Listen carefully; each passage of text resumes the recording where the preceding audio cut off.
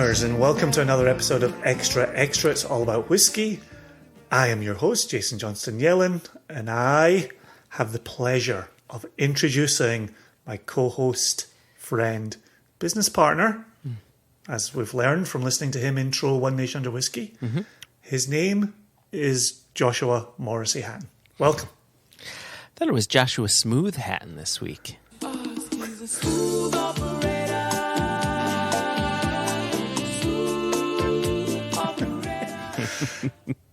So, in Extra Extra, one of us brings a news article to the attention of the other. We read it in the first half of the podcast. We riff on it in the second half. We try to get out of here in a tight 30 to 35 minutes. This week, we have a slightly different approach. We got an email from our good friend Tim Mushaw, who's in the Mid-Atlantic, wonderful, wonderful supporter of all things nation. And he said, I've got something for Extra Extra, but it might be too long. And you and I took a wee look over it, not like us to do research ahead of time, but we took a wee look over it, see if we could squeeze it in, and we thought we could make room for it. I think so. I just want to be clear, especially for our listeners who are not located in the U.S. When you just say Tim Mushaw is located in the Mid-Atlantic, I'm concerned that he's stranded somewhere in the middle of an ocean. So more specifically, he's... I'm okay leaving that image. I think that's a fantastic image for global listeners. Yeah. Tim Mushaw just treading water in the middle of the Atlantic. Help, I can't get out of the water. Also, I have a question for you. He clearly gets service from the Mid-Atlantic. He managed to write and he didn't attach an SOS. That's true. Message in a bottle. Go on. So, I didn't want to give away too many details, and we're keeping the front end of this a little shorter so that we would have more time to cover the paragraphs. So, I'm going to leave it at Mid-Atlantic. So, thanks for sending this in, Tim. The piece comes from a blog post, and the blog is The Right Spirit. And it has a terrific title. We covered the title on last week's One Nation Under Whiskey. The title is, Why is Smooth So Thorny? I love that juxtaposition. It's really good. I thought that showed somebody spent a moment thinking about that. I liked that. Mm-hmm. The author of the piece is Mark J. And it was posted July 27th, 2021. And I think as Tim has pegged here, the idea of somebody discussing smooth is right up our alley, and perhaps we'll even get you a little bit cross. Who knows what the future holds, Joshua? I'm looking forward. Please start it. I'm excited. So Mark J. writes, most any such pursuit or interest has a language specific to it, learned, used, and furthered by those who partake in the endeavour. Language is our primary means of communicating with each other. An ability to communicate well opens up possibilities. And as somebody who spent some time at university teaching a course in reason and rhetoric, I agree wholeheartedly. Nice. Knowing this, there are people who will occasionally use language to deny possibilities, specifically to deny access. They recognise the power of language to afford understanding, understanding itself being one key means of access. Someone who would prefer the gates to their corner of an interest stay closed can wield its lingua franca knowingly against those who come knocking, overwhelming them with jargon, or most commonly ridiculing the newcomer's own language as naive. These proud gatekeepers, usually self-appointed, we might call... Could have delved into a host of words here. Mark J has gone with, we might call snobs. I feel as if I'm being personally attacked right now, but I don't think I am. I will. You're definitely not being attacked here. When I think about it, I've actually met very few such people in person. People with a genuine passion for something seem generally inclined to enjoy sharing. There you go. That's Mr. Hatton in a nutshell. There you go. Okay, I feel better. But online, free from the pressures and responsibilities that come with face-to-face confrontation, snobs flourish. And they often seem to be the very people who denounce snobbery. And then he has a parenthetical comment, wrote the whiskey blogger denouncing snobbery. I'm not a snob, you're a snob. Hey, I'm online calling you a snob, knock it off. Mark continues, a facility with language is commonly viewed as one sign of intelligence. In America, where a suspicion of intelligence persists, specialized language is often the target of anti-intellectual sentiments. I'm not certain exactly where or when this attitude originated. I suspect it has to do with the country's origin as a colony of Great Britain. I think we're losing service on this part of the blog. Parenthetical comment, Americans often affect a British dialect when referring to matters of snobbery. Yes? I'm just going to agree. Even a Cockney accent to an American sounds fancy. That's funny that you say that. An old American dig like that's your education talking, or how abstract art forms get dismissed as quote-unquote too intellectual, or when someone cuts short a nuanced conversation with that's just semantics, as if unpacking language isn't key to communicating.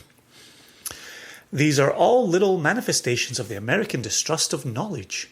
The ironic snobbery of American anti-intellectualism makes the reputation for arrogance Americans have earned when travelling abroad all the more interesting. It's at this point that I'm trying to scroll around to get a sense if Mark J is an American. Because if he is, he's allowed to say this about his own country. Yes. If he's not, we've given him a global platform to say it. So. Oh, no. Just like the internet. Keep reading, and your question is immediately answered. Staying on this global theme for the moment, my own native language is English. Well, American, according to my actually English friends. There you go. So there you go. He's an American who speaks American English. If I travel to another country where English is not spoken, I must learn the local language if I am to communicate. If I don't do this, my possibilities are limited. If I do learn the language, I can move about more freely and make friends. This truism of language isn't a matter of any regional elitism. It's a basic matter of local culture and my wishing to be a respectful guest. I love it. This I am loving this so far, and I'm loving his approach. Please continue. Absolutely. Likewise, a kind host will do their best to accommodate a respectful guest. A small example. Fresh out of college, I moved to Japan. It was my first time out of the country. Most Japanese people I encountered wanted to speak English with me, which was very accommodating, though it made my learning Japanese more challenging. There was a small restaurant I frequented that offered a discounted daily lunch special. The server's English was as rudimentary as my Japanese. When I would enter, she would greet me by pantomiming whatever animal figured into that day's lunch special, usually chicken, pork, or fish.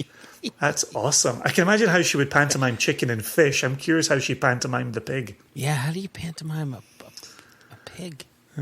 Maybe she would discover some truffles underneath one of the counters and pull it out, and he'd be like, oh, pork. Gotcha. There we go. Yes. I'd give her a thumbs up. She'd nod and smile. Our communications were clear and complete. And having been welcomed with such kind creativity, I became a regular customer.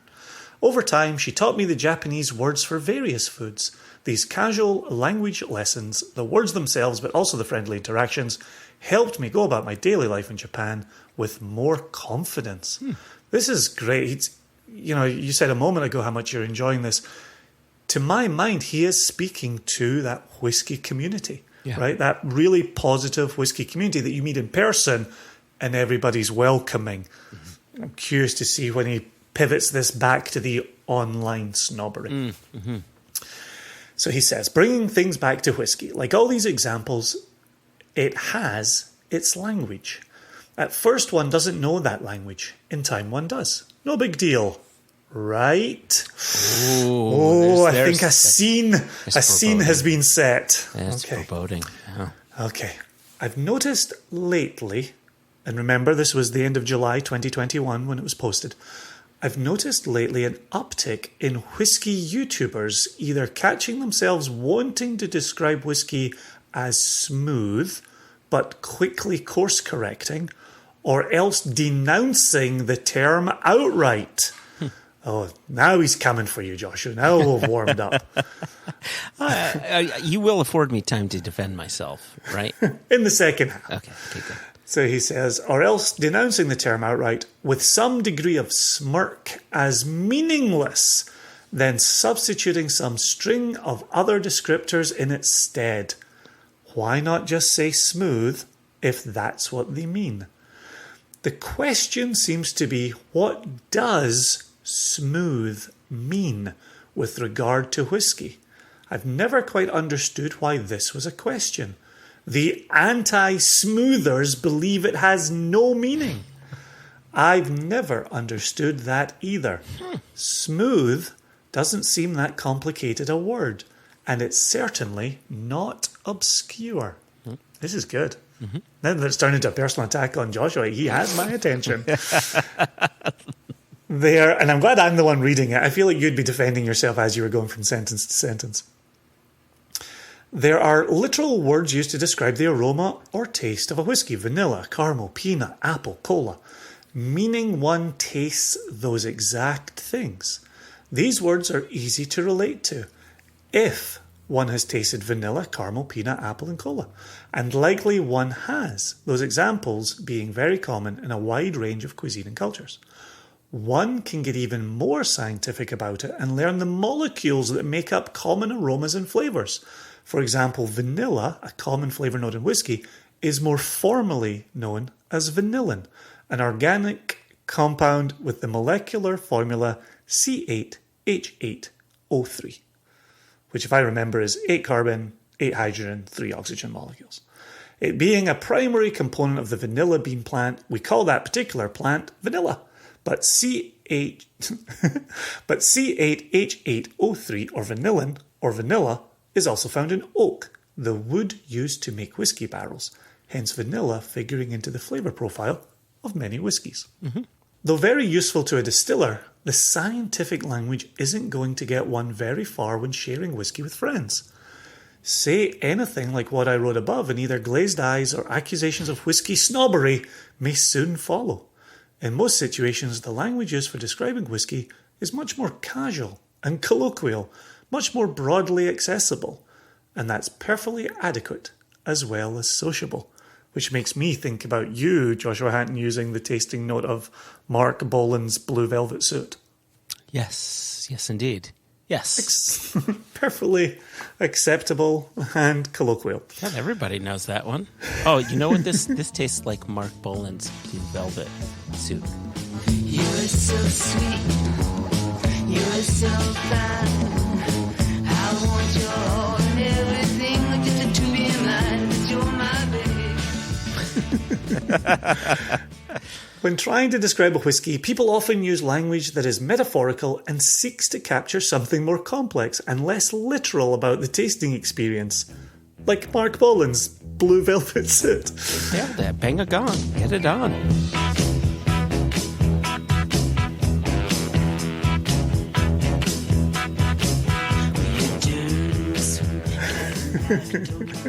My partner once said an Islay Scotch I'd poured for her tasted like, quote-unquote, a shoreline bonfire at sunset, end quote.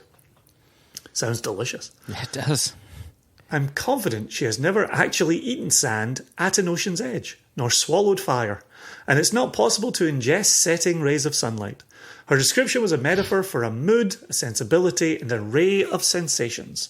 From smells, campfire smoke and salty sea air, to feelings, the warmth of the fire and sun, to qualities of experience, relaxed and cosy. Smooth has its literal meaning, and he quotes the Merriam-Webster here, having a continuous even surface of a curve, having or being short even coat of hair, so on and so forth. From this alone, it seems fairly apparent why smooth could be useful when describing a whiskey. I read all of those descriptors, and none of them seemed useful. But please continue. You don't think having a continuous even surface? Being without hair? Oh, I tell you, this whiskey has no hair. at Or all. causing no resistance to sliding?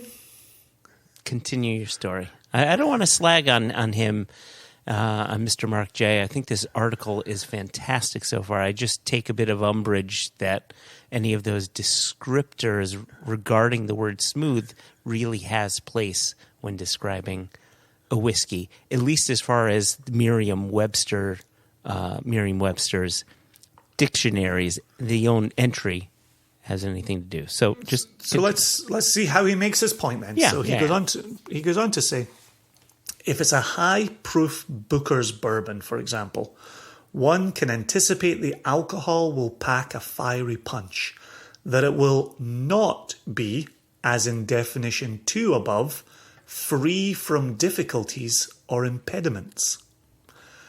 I've served Bookers to many a guest whose eyebrows shot up right before they gasped, coughing. Not an experience that conjures the word smooth. However, occasionally even a bourbon like Booker's belies the expectations of its 125 plus proof and is quote-unquote easy drinking or smooth.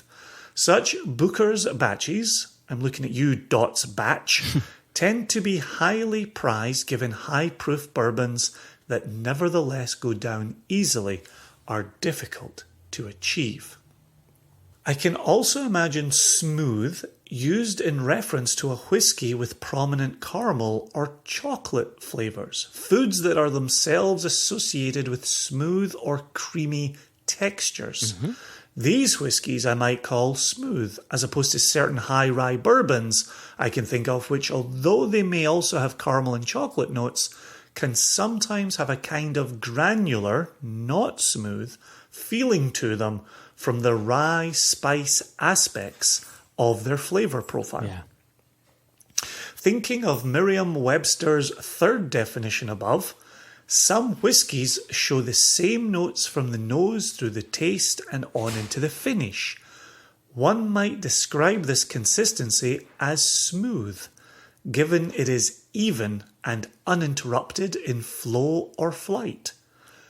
A whiskey that shows certain aromas on the nose, then surprisingly different flavours on the taste, and a third wave of flavours lingering the finish, one might not consider smooth, given the uneven unfolding of flavours, one interrupting the last from moment to moment. So it seems to me the word smooth is quite appropriate with regards to whiskey. Its range of use is pretty straightforward. As a broad word with multiple possible meanings, it's at least one place to start. In that sense, it's not at all unlike caramel, a very commonly used descriptor. True. But what exactly does someone mean by it? What kind of caramel? Dark, light, cheap, homemade, dry, in the form of fudge, a sauce, a hard candy? Those old sugar daddy caramel lollipops? Yeah. Something caramelized, like the top of a creme brulee? If someone asks me for a smooth whiskey, at least I know not to reach for something high octane like Booker's or, help me out with this one, 31N50. Yeah, I don't know that. Okay. Sure. Maybe it's a special release. Hold on. Let's. Well, we'll come back to that. They likely want something that has, in a sense, a continuous, even surface. In which case, I might pour them a glass of Weller Special Reserve or mixed blood blended whiskey. Or I can just ask them what they mean by smooth. And now we're getting to know one another. Yes. Oh, that line right there. Continue.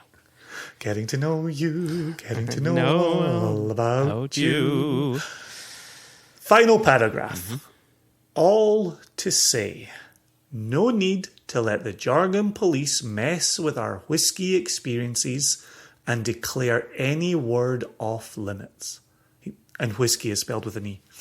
As kind hosts and respectful guests who share a passion for whiskey, embracing curiosity in how others find words for their experiences can only deepen our mutual appreciation. One might liken a whiskey's taste to foods, movies, places, sensations, emotions, personalities. Natural phenomena, childhood memories. There are many ways to describe sunlight in a glass. See what I did there? And if someone I'm drinking with doesn't understand what I mean, I can try describing it some other way. Language is full of possibilities, like people and like whiskey. Cheers.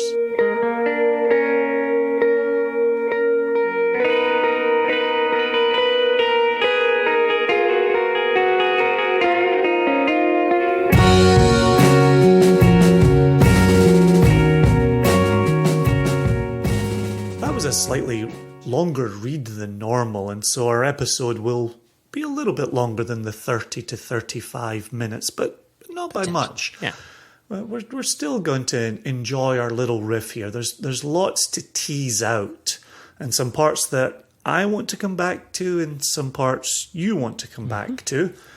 And so, I'm going to say this first. That was really excellent. That was a thoughtful, well-reasoned blog post by somebody who championed the community of whiskey drinkers. That's to be applauded, first and foremost. Agreed, and someone who seemingly enjoys language. It was a well-written piece that was also very accessible. Mm-hmm. Oh, right? Yes. Which I think is important, especially given what we're talking about here, right? Language and how to access something through language, and how language can be beneficial to accessing that thing. So I really enjoyed it from that standpoint. Before we return to the part that I wanted to revisit in the second half, there was a part that you really pricked up your ears at. Yes. And it seemed to be this was the crux of the matter for you. Do you want to take us to that? Oh, 100%. 100%. Let me preface it by saying that I am not 100% against the word smooth. I think smooth, when describing a whiskey, is the perfect entry point to a conversation. When someone says, ooh, that's smooth, that usually implies I like it. Okay? And what I really liked, and it was towards the end, when he was talking about the Bookers or the 31 N50 and so on, and you know, trying to get an understanding of what may or may not be smooth to someone's palate, he ends a paragraph saying, or I could just ask them what they mean by smooth, and now we're getting to know one another. So my difficulty with the word smooth is if that's the word you use and you stop there, and you don't, I don't want to use the word evolve, but if you just stop there, it doesn't allow you to dig in further as to exactly what you do mean by smooth. Just like he'd said earlier, you're talking caramel. What kind of caramel is it? Is it dark caramel? Is it melted? Is it this? Is it that? Right? So these words are really good as entry points into a conversation, or entry points into understanding the drink that's in your glass, or in describing the drink that's in your glass. But if it ends at this is smooth and I like it, well, I guess that's fine for some people, right? I can't knock people for saying I like whiskey, don't necessarily know why I like it, but I like it, and I've heard this term smooth used before, hence I'm going to use this word smooth. Yeah, I like how Mark really pushes the envelope a little bit and says, let's get to know you a little better. Let's get to understanding what you mean by smooth. Does smooth mean it has flavors you enjoy? Or does it mean it's not burning your palate? Or does it mean it has flavors you enjoy and maybe burning your palate a little bit, but you don't mind? Right? That is my major bugaboo with smooth, is that it becomes an endpoint. And I don't think the word smooth is an endpoint. I think that's your springboard. I think that's where you start from. And then as you start, because he made a very good point about there being a language around whiskey, right? You need to understand this language a bit more. And I think as one digs in a bit deeper, they may still continue to use the word smooth. And I don't necessarily think there's something wrong with that. When you start digging deeper, you understand the drink a bit more, and you start understanding yourself and your own palate a bit more, and you become a more helpful person as you're trying to bring others into this drink whiskey. Well, it almost makes me think about an independent bottler or a distiller saying this whiskey was matured in oak. Like, okay, we have established the ground rules. Go on. And then if they don't tell you more about the cask, it's frustrating. Yes. Having someone at a tasting or at a festival taste the whiskey you've just poured for them, and they look at you and they say, that's smooth. It feels a bit like they could be saying, that's wet.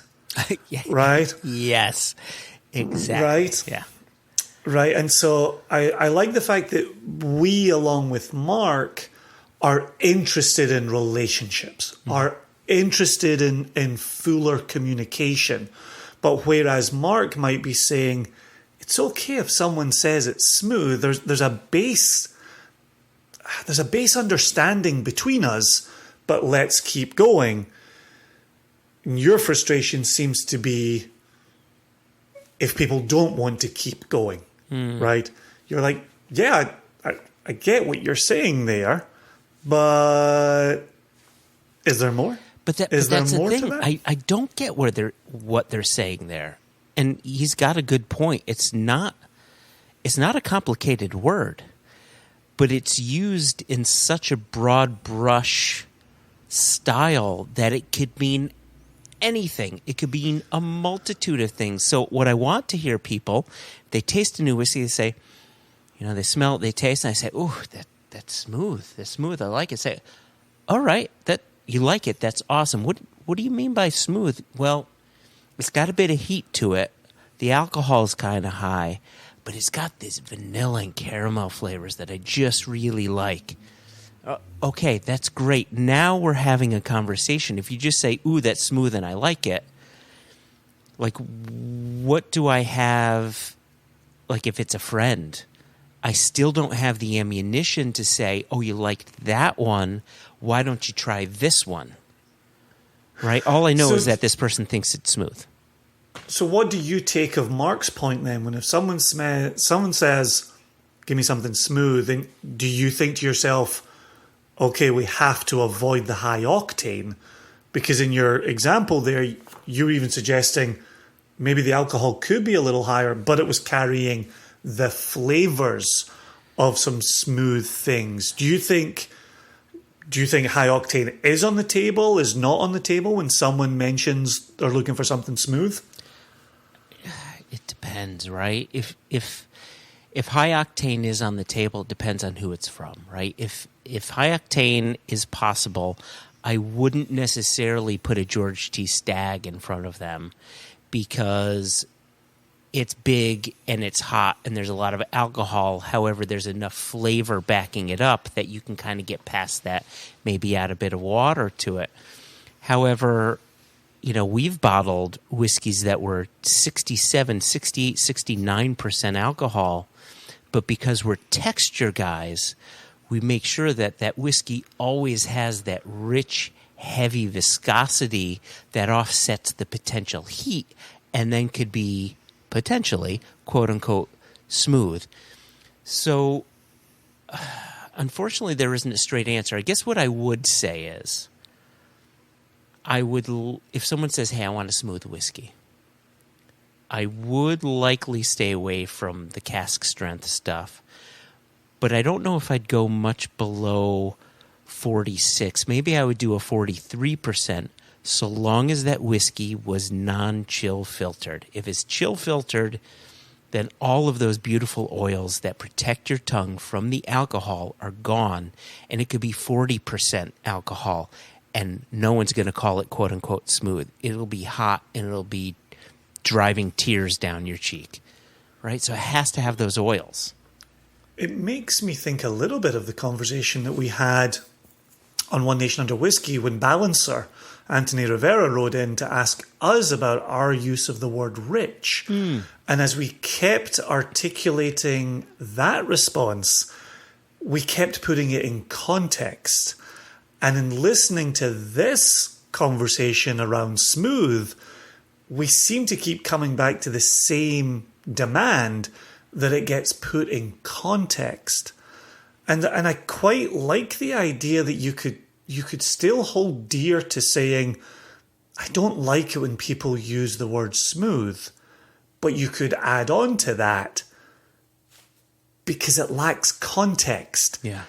If you want to use the word smooth, deliver me more context. Yeah. And I'll listen to you and I'll engage with you. And I think that's kind of a nice middle ground between you saying, don't use smooth, which is why Tim sent in the article, but then Mark over here saying, does it really matter if people say smooth? Like you still get to say, yeah, it does. It does matter, right? Because words have meaning. But I'm not. But I'm not right. But I'm not shutting a door. No. On the person who says smooth. I'm not turning my back on the person that says smooth. I'm saying, put more leaves on those branches. Right. Again, it gets back to, is smooth your end point? If it is, then it's problematic. To me, right? Maybe to that person, maybe not. Maybe that's all they care about. They like their bookers and it's smooth to them. They like their whatever and it's smooth to them. And to them, that means they enjoy it. That's fine. I mean, whatever. You can't really do much with that. But that word is much more useful when it's a springboard, when it's a starting point, and you're having a whiskey conversation, and then we get back to, all right, what do you mean by that? What does smooth mean to you? Yeah, with that said, I actually want to transition into the part I wanted to return to, which Mark has given me reason to contemplate here. For me, smooth has always been about texture and not about flavors. Correct. And he had a portion here, and I'm scrolling back to it. Yeah, when he uses Merriam-Webster's third definition, and he says, some whiskies show the same notes from the nose through the taste and on into the finish. One might describe this consistency as smooth, given it is, quote, even and uninterrupted in flow or flight. A whiskey that shows certain aromas on the nose, then surprisingly different flavours on the taste, and a third wave of flavours lingering in the finish, one might not consider smooth, given the uneven unfolding of flavours, one interrupting the last from moment to moment. Right. And when I read that is our selection process, right? Yes. You said it a moment ago, we're texture guys. That's a guiding principle for us, is oily, viscous, unctuous texture. But then we're also looking for a thread of flavours that develop from nose to palate to finish. And if some component comes in from left field and we go, whoa, where did the celery root come from? We're going to take umbrage with that sample. Now, just because the process being described dovetails with us, I would never have thought to consider that smooth. Do you see room for this smoothness of experience?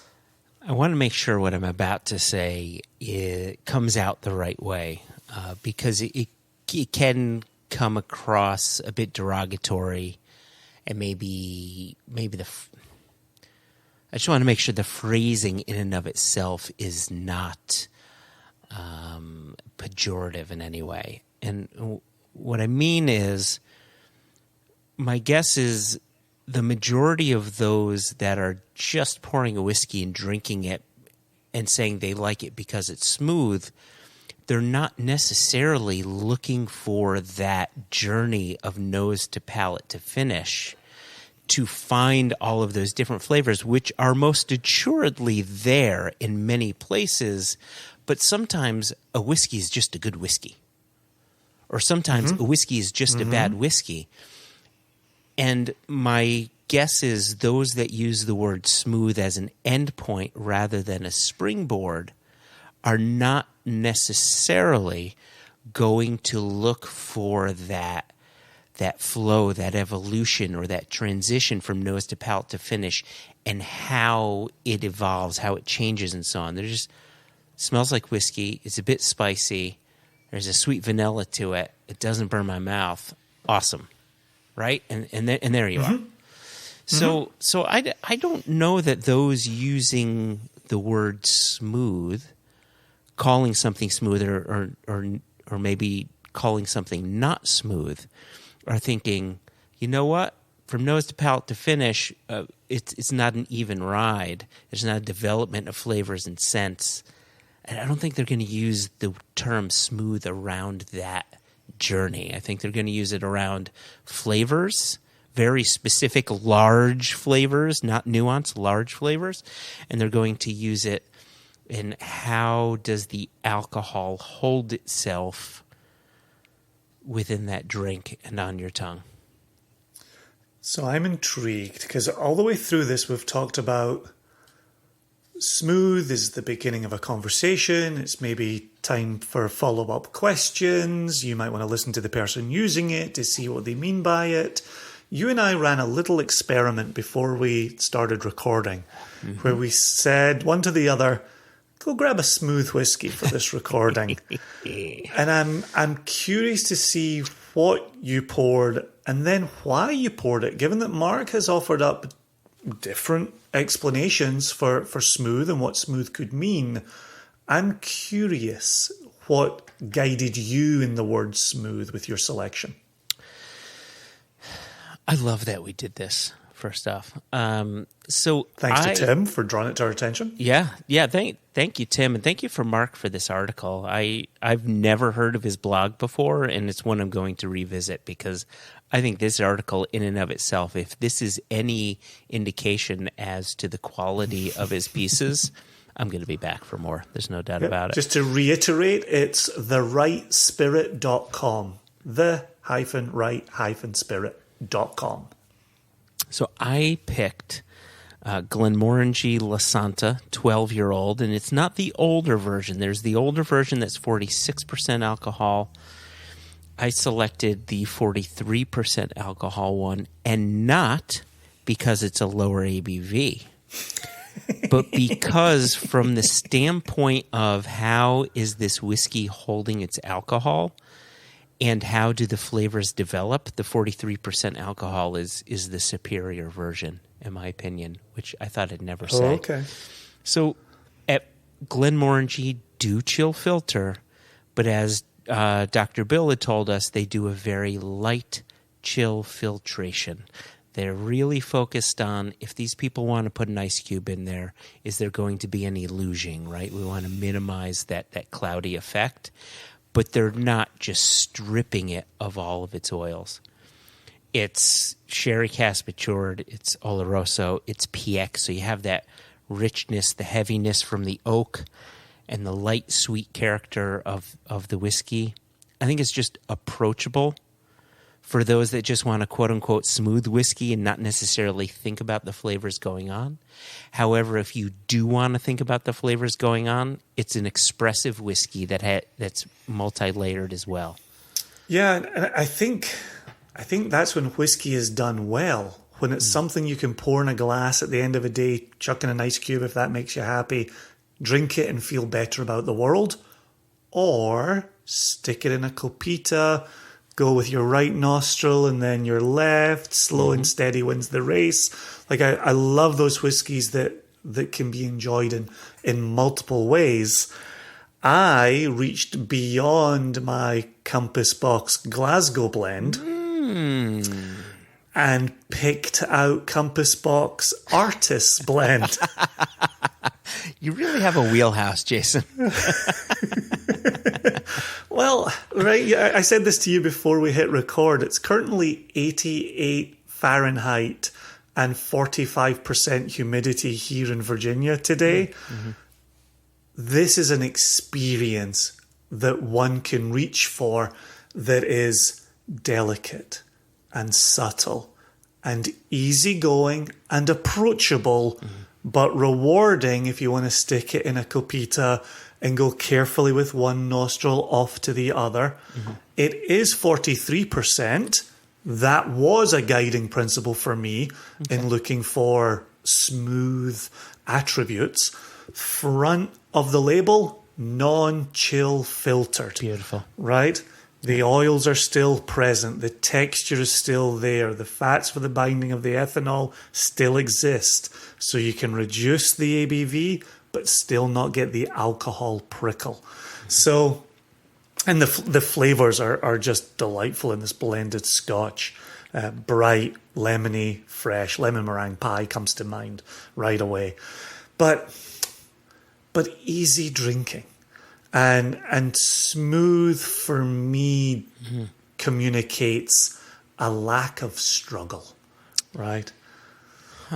Yeah, again, some people just want to put a little whiskey in their glass and throw some ice cubes in there and end their day. That's fine. That is more than fine. And if you want to describe that as a smooth whiskey, if you enjoy it, keep on enjoying it. If you want to dig deeper, there's a wide world of whiskeys for you to do that. And there's plenty of people, whether it's Mark J.